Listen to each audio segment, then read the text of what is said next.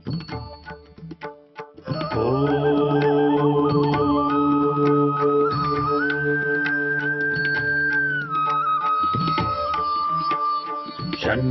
मित्रः शं वरुणः शन्नो भवत्वर्यमा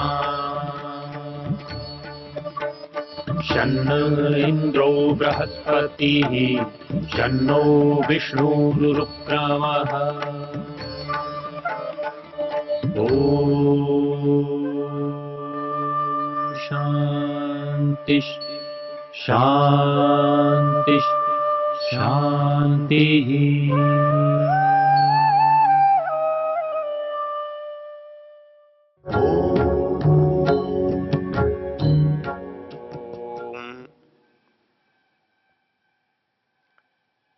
पिछली चर्चा हमने यजुर्वेद के पुरुषाध्याय पर की है और पुरुषाध्याय का वो विशेष मंत्र, जिस मंत्र ने पिछले हजारों सालों से हमारे समाज में उथल पुथल मचा रखी है, उस एक मंत्र के आधार पर लाखों करोड़ों व्यक्तियों का जो जीवन है वो हजारों वर्षों से प्रतिबंधित है, और केवल इस कारण कि ये वेद का आदेश है, ये वेद की मान्यता है। यहाँ हमें एक बात ध्यान रखनी चाहिए। हमने पीछे चर्चा की है, जो अर्थ लिया जा रहा है वो वेद से निकल रहा है या वेद पर थोपा गया है। जो अर्थ हम चाहते हैं वो हम वेद से निकाल रहे हैं, या वेद में जो सहज अर्थ दिखाई दे रहा है उसकी हम चर्चा कर रहे हैं। देखने पर एक बात स्पष्ट दिखाई देती है, प्रसंग से, वो संदर्भ से बिल्कुल हटकर कही गई बात है। विशेष बात वेद के संबंध में ध्यान रखने की है। वेद की जो स्वाभाविकता है, सहजता है, सरलता है, यही उसकी अनिवार्यता का हेतु है, कारण है। जैसे समाज के लिए सारे संसाधन आवश्यक हैं, प्रकृति के पदार्थ आवश्यक हैं, वैसे ही प्रकृति के पदार्थों का ज्ञान भी आवश्यक है। इसलिए वो सहज हमें प्राप्त है और उतना ही पुराना है जितना पुराना ये जगत है, संसार है, प्रकृति है। इसमें ध्यान रखने की एक बात है, हमारे पास एक हथियार है जिसे हम तर्क कहते हैं, और उस तर्क से हम किसी चीज को कसौटी पर कसते हैं। लेकिन उसकी एक विशेषता है उस तर्क की। तर्क जो शब्द है वो बना ही कृति छेदने से है, अर्थात जो काटने का काम करता है। यहां ध्यान रखना है कि काटना तो उसका स्वभाव है, लेकिन पहचान करना कि किसको काटना है किसको नहीं काटना है ये उसका काम नहीं है। जैसे हाथ में आई हुई कुल्हाड़ी या हाथ में आया हुआ चाकू, चाकू नहीं जानता कि उसे किसे काटना है, कुल्हाड़ी ये नहीं जानती कि किसको काटना है किसको छोड़ना है।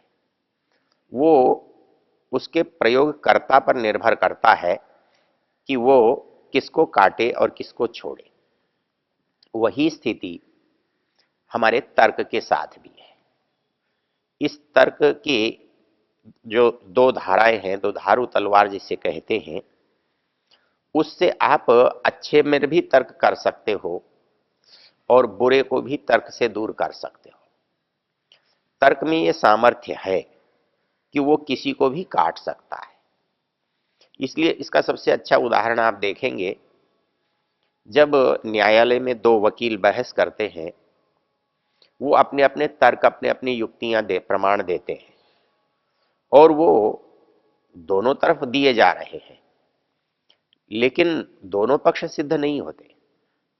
पक्ष तो एक ही सिद्ध होता है, और एक जो पक्ष सिद्ध होता है उस पक्ष को हम उचित पक्ष कहते हैं, न्याय पक्ष कहते हैं, न्याय संगत बात कहते हैं। तो ऐसी स्थिति में ये स्पष्ट है कि तर्क से दोनों काम लिए जा सकते हैं। आप अच्छे का विरोध भी कर सकते हो और आप बुरे का विरोध भी कर सकते हो। यद्यपि तर्क की महिमा बहुत है, महत्व भी बहुत है, चर्चा भी बहुत है। यदि आप यास्क के शब्दों पर ध्यान दें तो अद्भुत महत्व है तर्क का। वो कहते हैं ऋषिषु उत्क्रामत्सु देवान अब्रुवन को नो ऋषिर भविष्यति। कहता है ये जब विद्वान लोग थे इनके अंदर से ऋषि लोगों की कमी हो गई, ऋषि लोग चलने लगे, तो उन्होंने लोगों ने पूछा, देवान अब्रुवन देवताओं से पूछा, भैया अब हमारा ऋषि कौन होगा? अर्थात हमको मार्ग कौन दिखाएगा, कौन रास्ता बताएगा, कौन समस्याओं का निराकरण करेगा? कोनो ऋषिर भविष्यति ते तर्कम ऋषिम प्रायच्छन। उन्होंने उन विद्वानों को तर्क रूप ऋषि दे दिया और ये कहा कि इससे पूछ लेना, ये तुमको बता देगा कि कौन सा ठीक है और कौन सा गलत है। ये चीज तर्क का महत्व तो बताती है, लेकिन तर्क की जो योग्यता है, तर्क का जो पैनापन है, वो विवेक करना तर्क का काम नहीं है। कार्य करना तर्क का विषय है। उसको कैसे करेंगे, उसको करने को कैसे करना है, इसके लिए मनु महाराज ने धर्म का लक्षण करते हुए 12वें अध्याय में एक बात कही है। वहां वो इस बात की चर्चा कर रहे हैं कि एक मनुष्य के लिए क्या क्या आवश्यक है। वेद पढ़ना आवश्यक है, इंद्रियों पर संयम करना आवश्यक है, दिनचर्या को ठीक रखना आवश्यक है, तप करना आवश्यक है, विद्या पढ़ना आवश्यक है, उपासना करना आवश्यक है। तो कहते हैं वहां धर्म को जानना और आचरण करना भी आवश्यक है। तो उस धर्म को जानना और आचरण करना कैसे संभव है? उसके लिए मनु महाराज कहते हैं आर्षम धर्मोपदेशंच वेद शास्त्राविरोधिना यस्तर्केणानुसंधत्ते स धर्मम वेद नेतर। अद्भुत परिभाषा है। कहते हैं कि स धर्मम वेद नेतर, क्योंकि पीछे हम कह चुके हैं वेदो अखिलो धर्म मूलम, अर्थात हमें क्या करना है क्या नहीं करना है, इसका जो समस्त ज्ञान है वो हमें वेद से प्राप्त होता है। समस्त ज्ञान को वेद प्रदान करता है। तो उस समस्त ज्ञान को जब वेद दे रहा है तो क्या तर्क वहां क्या भूमिका निभाएगा? क्या तर्क कहेगा कि ये वेद का ज्ञान ठीक है, इसे अपना लेना चाहिए? नहीं। यदि तर्क अनुकूल चलेगा तो बता देगा कि ठीक है, और यदि तर्क प्रतिकूल भावना से चलेगा तो उसी को गलत भी बता सकता है। यहां क्या कहा उन्होंने? कहता है सधर्मम वेद नेतर, वही व्यक्ति धर्म का वास्तविक ज्ञान कर सकता है और उससे अतिरिक्त, उससे भिन्न कोई दूसरा व्यक्ति धर्म के ज्ञान में समर्थ नहीं हो सकता। कौन कर सकता है? उसकी परिभाषा है, उसकी कसौटी है, उसकी एक शर्त है। आर्षम धर्मोपदेशंच वेद शास्त्र अविरोधिना। कहता है तर्केण अनुसंधत्ते, तर्क से अनुसंधान करना है, तर्क से खोज करनी है धर्म की। और तर्क से जब आप धर्म की खोज करते हैं तो आप धर्म तक पहुंचते हैं। लेकिन वो जो तर्क है वो दोनों तरफ चलता है, तो उसके लिए क्या रखना है, उसके लिए दिशा कैसे निर्धारित करनी है? तो वो पता है क्या कहते हैं? आर्षम धर्मोपदेशंच वेद शास्त्र अविरोधिना। तर्क का यह विशेषण है, तर्केण अनुसंधत्ते, तर्क से धर्म का अनुसंधान किया जाता है, किया जा सकता है, किया जाना चाहिए। लेकिन वो जो धर्म का अनुसंधान है वो कैसे तर्क से किया जाना चाहिए? तो ऐसे तर्क से किया जाना चाहिए आर्षम धर्मोपदेशम वेद शास्त्र अविरोधिना तर्केण। वो तर्क ऐसा होना चाहिए, ऋषियों का विरोधी नहीं होना चाहिए। वो तर्क कैसा होना चाहिए? विद्वानों के, आप्तजनों के वचनों का विरोधी नहीं होना चाहिए। वो तर्क कैसा होना चाहिए? वेद और शास्त्र का विरोधी नहीं होना चाहिए। अर्थात लक्ष्य यदि आपको मालूम है तो तर्क आपका साथ देगा, और यदि बिना लक्ष्य के आप तर्क चलाएंगे तो वो इधर भी चलेगा उधर भी चलेगा।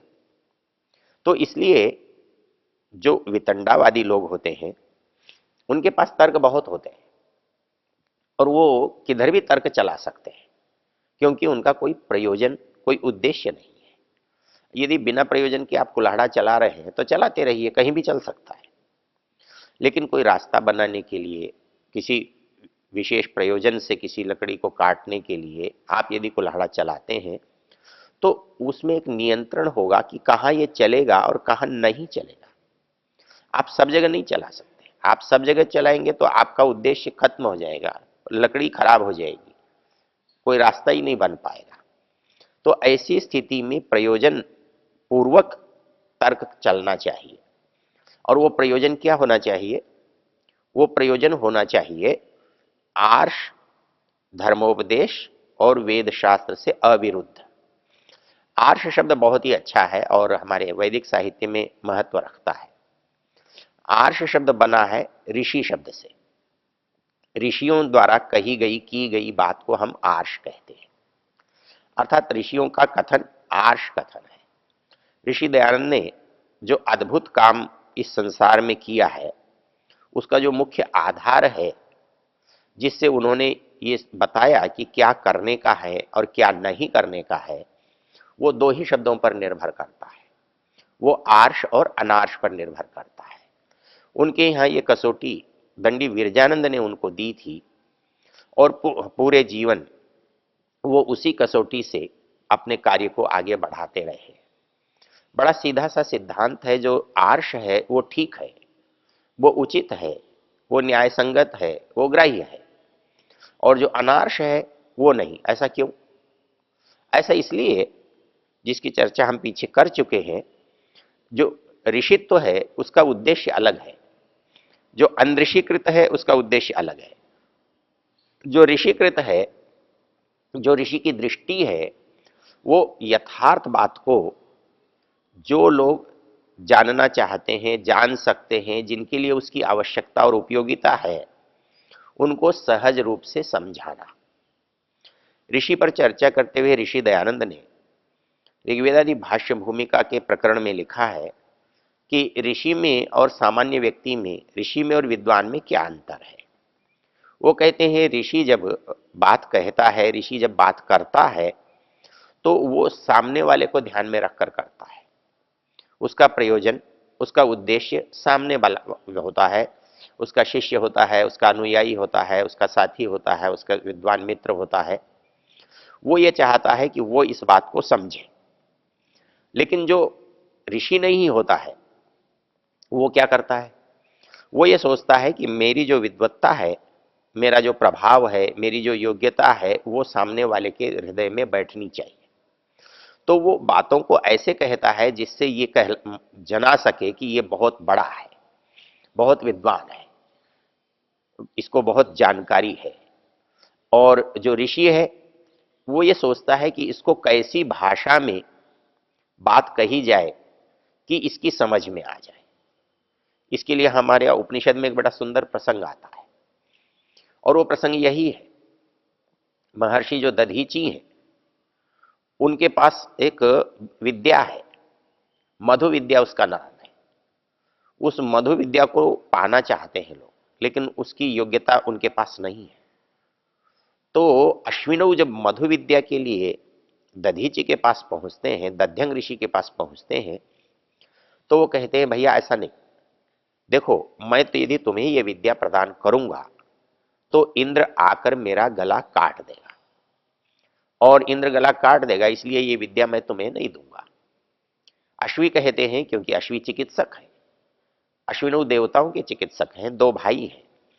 वो कहते हैं यदि ऐसा ही है तो हम ऐसा करते हैं कि आपकी गर्दन हम पहले ही काट लेते हैं, और उसके ऊपर घोड़े की लगा देते हैं। तो उन्होंने मनुष्य का सिर काटा और घोड़े का सिर लगाया।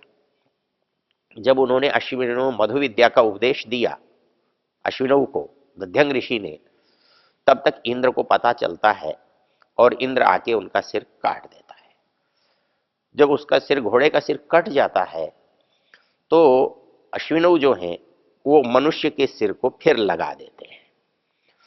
कथानक बड़ा विचित्र सा लगता है, लेकिन इस कथानक में रहस्य क्या है, अभिप्राय क्या है इस कथानक का? इस कथानक का एक अभिप्राय है, जब हम किसी को कोई चीज बताना या समझाना चाहते हैं तो हमारा स्तर ऊपर हो सकता है और जानने वाले का स्तर नीचा हो सकता है। जब हम किसी बच्चे को सिखाते हैं तो अपने स्तर से नहीं सिखाते, किसी सामान्य व्यक्ति को बताते हैं तो अपने स्तर से नहीं बताते, हमें उसके स्तर पर जाना पड़ता है।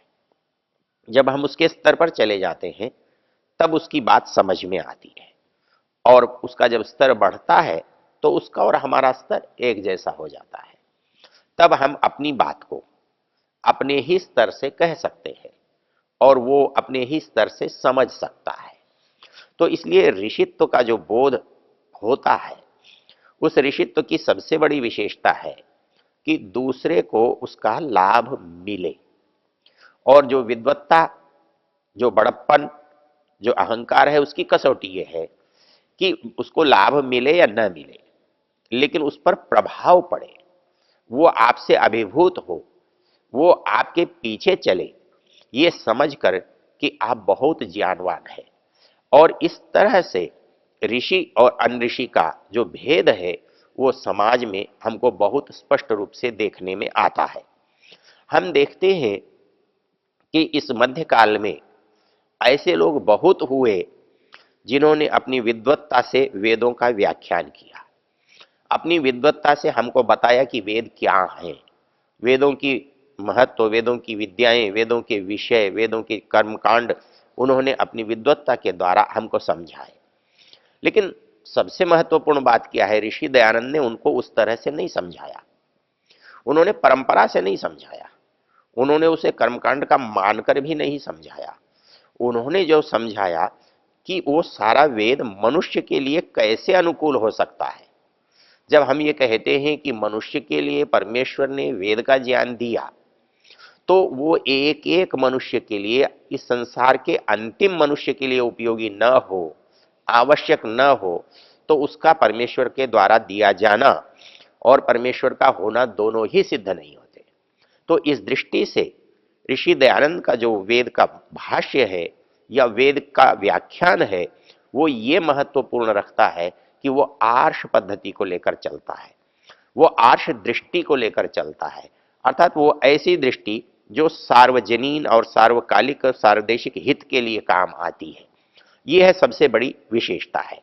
और इसीलिए यहाँ पर जो बात कही गई है कि जो काम हो, जो तर्क हो, कैसा हो, वो आर्ष हो, अर्थात हमारा प्रयोजन सिद्ध करने वाला हो, वो हमारे जो सो कम जानने वाले हैं, जो अज्ञानी लोग हैं, जो छोटे लोग हैं, उनको बताने वाला हो। इसलिए वेद का ज्ञान तब तक ठीक नहीं हो सकता तर्क से, जब तक वो तर्क उचित रूप में प्रयुक्त न हो। ओम शान्तिरन्तरिक्षं शान्तिर्पृथिवी शान्तिरापः शान्तिरोषधयः शान्तिः वनस्पतयः शान्तिर्विश्वे देवा शान्तिर्ब्रह्म शान्ति सर्वं शान्ति शान्तिरेव शान्ति क्षमा शान्तिरेधि ॐ शान्ति शान्ति शान्ति।